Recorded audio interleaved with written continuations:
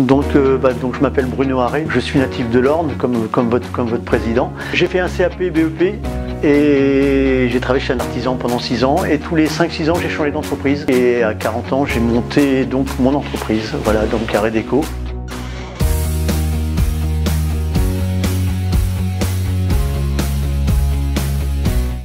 Pourquoi Aredeco? Parce que Aredeco, ça représente un petit peu ce qu'est la menuiserie et l'agencement. Et donc le parcours d'Aredeco, donc effectivement, j'ai commencé dans mon sous-sol.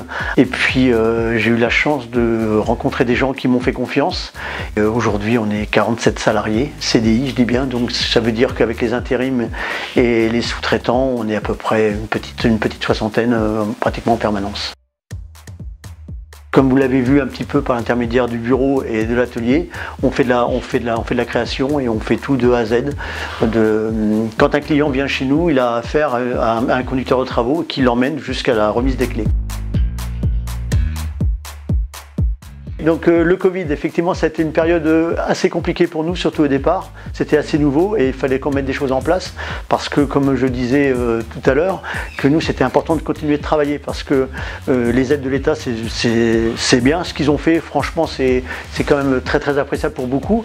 Mais nous, en tant que privé, de prendre des PGE ou autres, il faut pouvoir rembourser. Pour pouvoir rembourser, il faut faire 5-10% de chiffre d'affaires en plus. Donc ça, personne ne peut nous dire qu'on aura beaucoup plus de travail à la sortie. Donc notre but, c'était de reprendre le travail.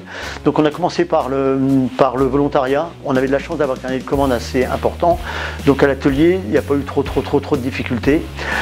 Comme je disais, au bureau, effectivement, le télétravail, on a commencé un petit peu comme ça. Mais comme pour travailler sur des plans et autres, sur les devis, c'est compliqué de travailler à distance. Donc on a aménagé que tout le monde ne soit pas là en même temps. Donc on a fait des turnovers.